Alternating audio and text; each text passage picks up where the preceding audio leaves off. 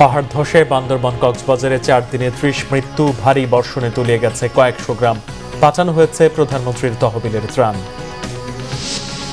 পাহাড় কাটার বিরুদ্ধে সরকারের কঠোর অবস্থান জানালেন প্রধানমন্ত্রী। বললেন, শুধু বৃক্ষরোপণ ও নদী খাল খননে পরিবেশ রক্ষা হবে না। সংবিধানে ফিরল গণভোট ও তত্ত্বাবধায়ক ব্যবস্থা, রূপরেখা ঠিক করার দায়িত্ব ছেড়ে দেওয়া হলো সংসদের ওপর।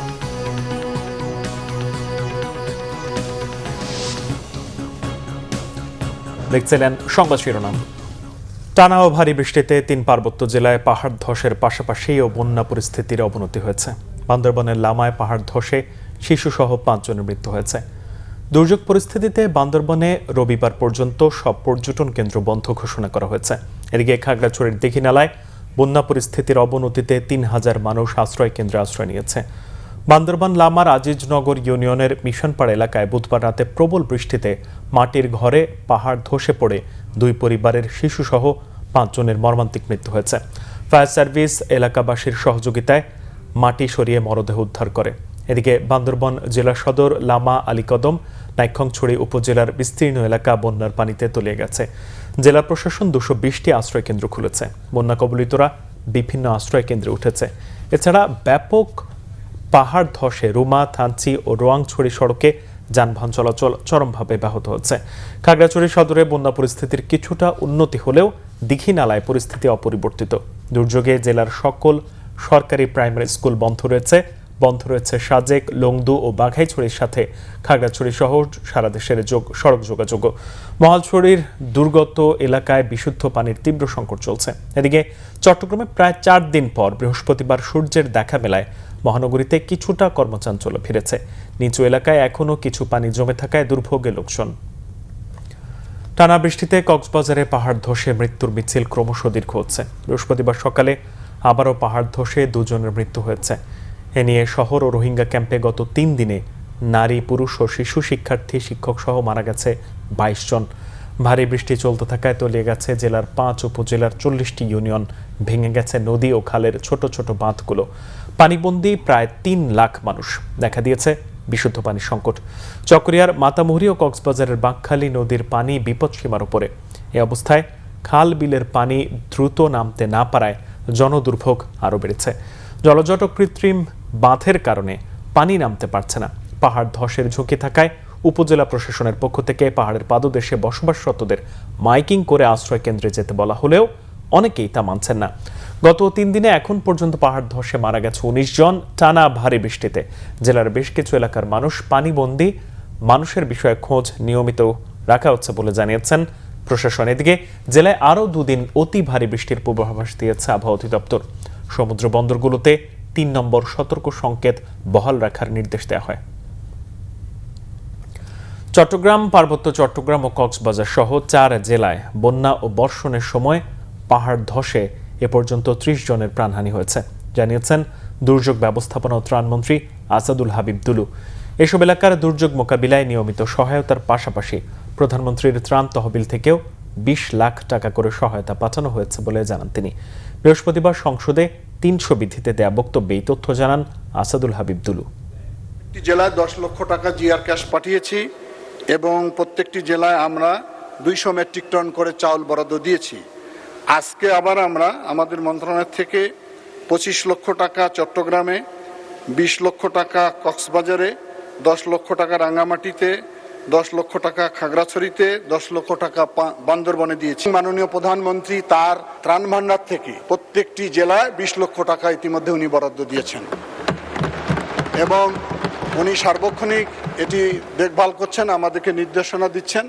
আমি মনে করি আগামীকাল 2 দিন যেহেতু সম্ভবত সংসদ অধিবেশন মুলতবি থাকবে, এই মুহূর্তে যদি আমাদের সংসদ সদস্যবৃন্দ তার এলাকায় যান এবং সেখান থেকে যদি তারা আমাদের সঙ্গে যোগাযোগ রাখেন, আরও যদি প্রয়োজন হয় অবশ্যই আমরা সেখানে জরুরি বরাদ্দ দিব। প্রধানমন্ত্রী তারেক রহমান বলেছেন, শুধু গাছ লাগানো বা নদী খাল খননে পরিবেশ রক্ষা হবে না, শহর ও নগরের বর্জ্য ব্যবস্থাপনায়ও আমূল পরিবর্তন আনা জরুরি। প্লাস্টিক পণ্য বর্জ্য কমিয়ে আনতে সরকার কাজ করছে বলেও জানান তিনি। বলেন, পরিবেশ রক্ষায় পুলিশ বা আইন দিয়ে হবে না, সব প্রাণী ও প্রাণীর নিরাপদ আবাসস্থলের জন্য সবাইকে দায়িত্বশীল হবার আহ্বানও জানান প্রধানমন্ত্রী। রিপোর্ট করছেন সিকান্দার ইমান।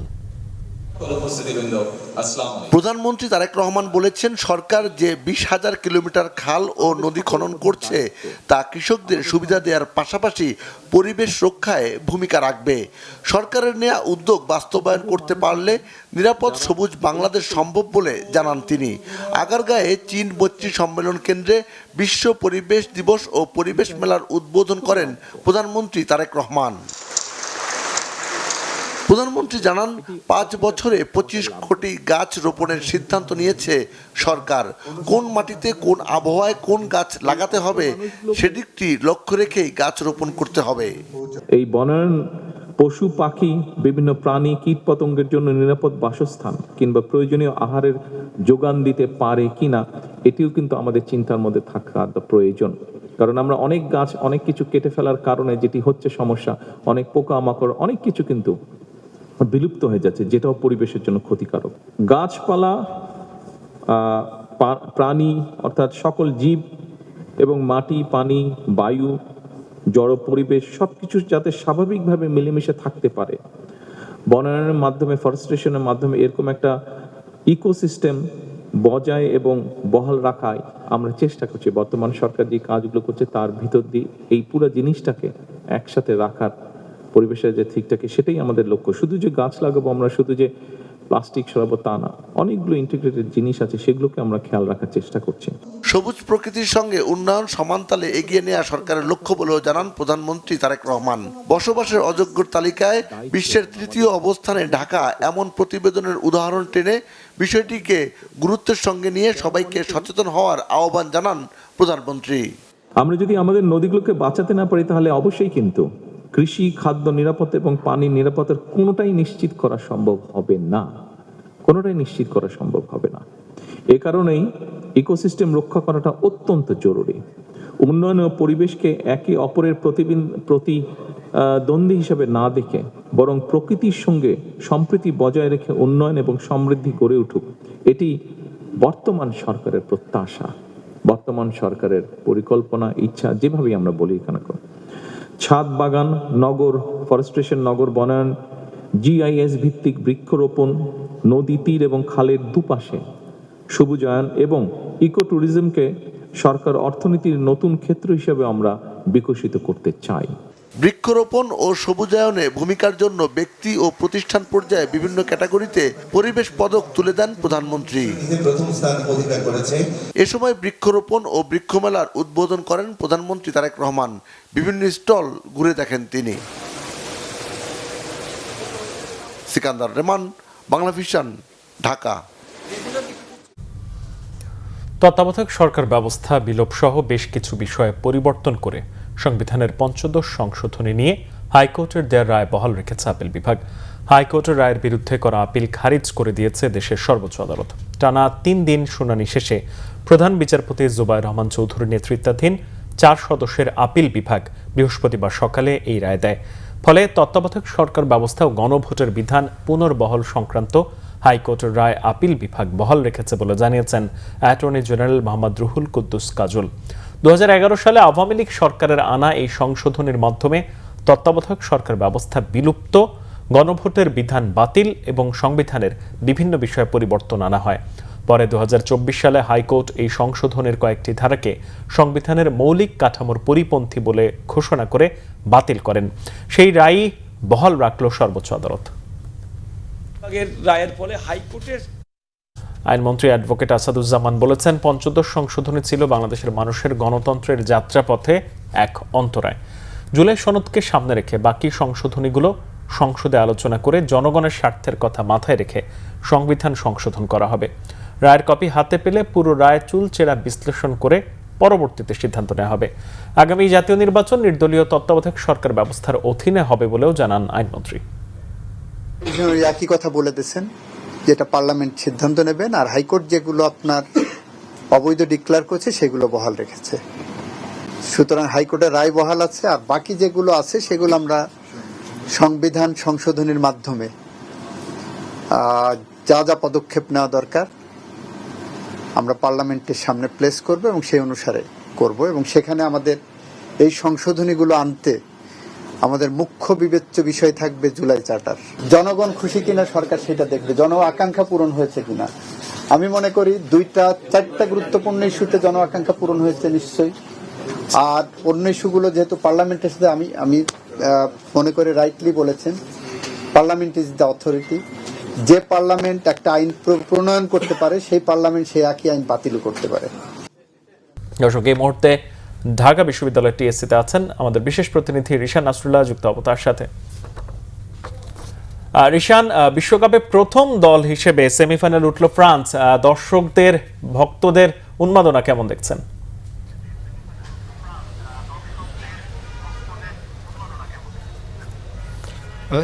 বিশ্বকাপের এই 2026 বিশ্বকাপের প্রথম দল হিসেবে মরক্কোকে 2-0 গোলে হারিয়ে সেমিফাইনালে গিয়েছে ফ্রান্স। আসলে এটি অনেকটা বলা যায় যে 2022 সালের যে বিশ্বকাপ ছিল সেটির আসলে অনেকটা পুনরাবৃত্তি।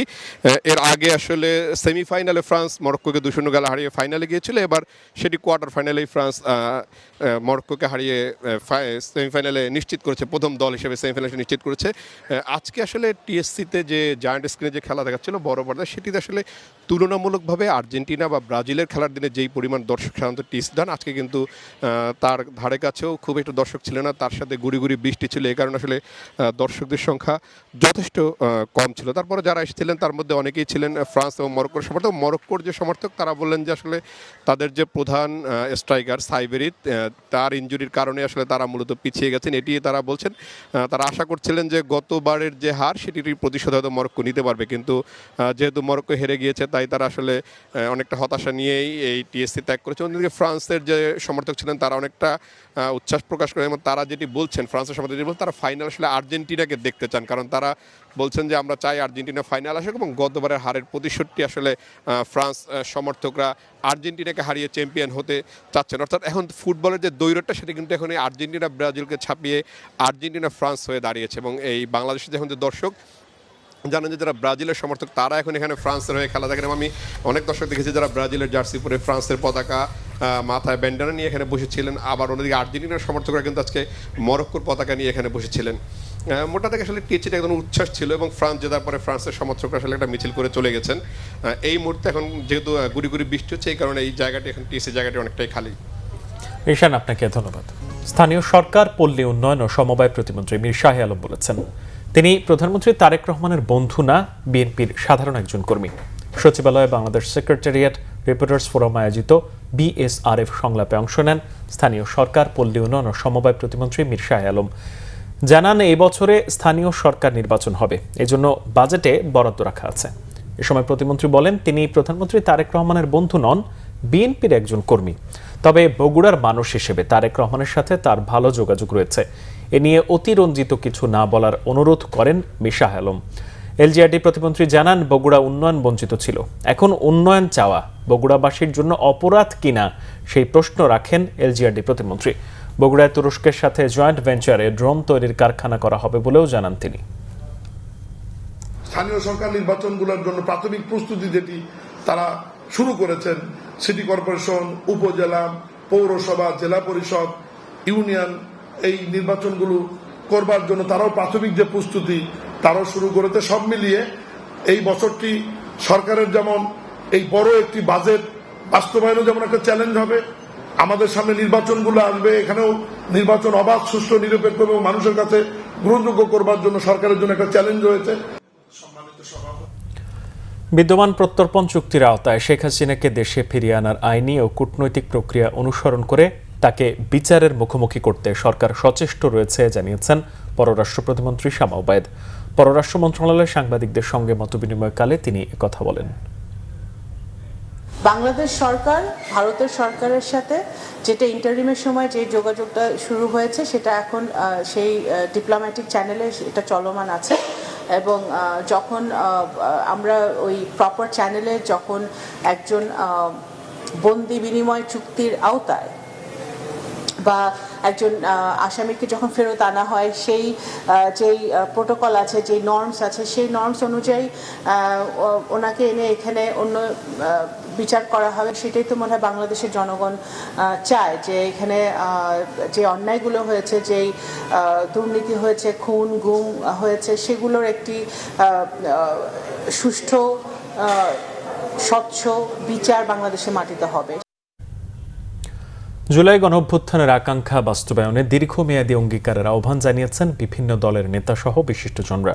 ঢাকা রিপোর্টার্স ইউনিটিতে আমার বাংলাদেশ পার্টি এবি পার্টির আলোচনা সভায় তারা বলেন, জুলাই শুধু সরকার পরিবর্তনের আন্দোলন ছিল না, তা ছিল রাষ্ট্র ব্যবস্থার মৌলিক সংস্কারের আন্দোলন। বক্তাদের অভিযোগ, গণভোটে জনগণ সংস্কারের পক্ষে রায় দিলেও তার পূর্ণ বাস্তবায়ন এখনো হয়নি। বিচার ব্যবস্থার স্বাধীনতা, সাংবিধানিক সংস্কার এবং জুলাই হত্যাকাণ্ডে জড়িতদের বিচারের দাবি জানান তারা। একই সঙ্গে জুলাইয়ের স্মৃতি সংরক্ষণ, শহীদদের মর্যাদা নিশ্চিত এবং গণঅভ্যুত্থানের চেতনা রক্ষায় প্রয়োজনীয় আইন প্রণয়নের আহ্বান জানিয়ে বক্তারা বলেন, গণতন্ত্র, মানবাধিকার ও ন্যায় বিচার প্রতিষ্ঠার মাধ্যমেই জুলাইয়ের প্রত্যাশা বাস্তবায়ন সম্ভব। Bangladesh Securities and Exchange Commission BSEC chairman Masud Khan জানিয়েছেন, ডাইরেক্ট লিস্টিংয়ের মাধ্যমে দ্রুত সময় পুঁজিবাজারে নতুন কোম্পানি তালিকাভুক্ত করা হবে। মিউচুয়াল ফান্ডের বাজার বড় না করলে পুঁজিবাজার এগোবে না বলেও মনে করেন বিএসইসি চেয়ারম্যান। আগামীতে মিউচুয়াল ফান্ডগুলোকে পারফরমেন্স দেখাতে হবে জানিয়ে তিনি বলেন, মিউচুয়াল ফান্ডের উন্নয়ন ছাড়া ক্ষুদ্র বিনিয়োগকারীদের কোনো উপায় নেই। রাজধানীতে ক্যাপিটাল মার্কেট জার্নালস ফোরাম আয়োজিত CMJF টকে এসব কথা বলেন তিনি। বিএসইসি চেয়ারম্যান আরও বলেন, মিউচুয়াল ফান্ড, আইপিও রুলস এবং মার্জিন রুলস পরিবর্তন ছাড়া বাজার কখনো ঘুরে দাঁড়াতে পারবে না। ইউনিলিভার, ইনসেপ্টার মতো কোম্পানিকে ডাইরেক্ট লিস্টিং করা হবে। শুরুতে সরকারি কোম্পানি 25% শেয়ার অফলোডের মাধ্যমে ডাইরেক্ট লিস্টিং হতে পারে, তবে আগামীতে সব ধরনের কোম্পানির 10% পুঁজিবাজারে ছাড়তে হবে, এমনটিও হতে পারবে বলে জানান বিএসইসি চেয়ারম্যান। নতুন স্কিলস মার্কেটে তাড়াতাড়ি নিয়ে আসতে হবে। এখন আইপিও রুল সংশোধন করার পরেও কিন্তু ইট টেকস টাইম একটা আইপিও করার জন্য। সহজ উপায় কি তাহলে?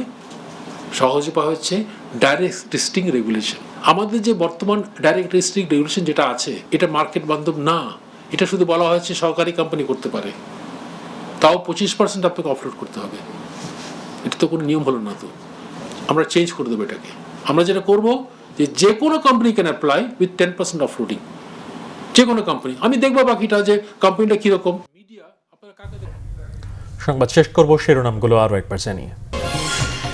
পাহাড় ধসে বান্দরবান কক্সবাজারে 4 দিনে 30 মৃত্যু, ভারী বর্ষণে তলিয়ে গেছে কয়েকশো গ্রাম, পাঠানো হয়েছে প্রধানমন্ত্রীর তহবিলের ত্রাণ।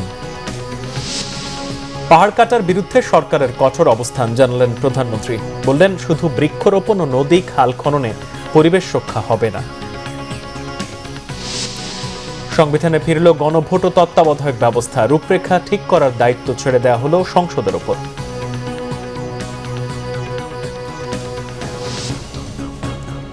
এই ছিল এখনকার মতো। পরের সংবাদ সকাল 7:30টায় দেখার আমন্ত্রণ রইল। এতক্ষণ সাথে থাকায় ধন্যবাদ সবাই।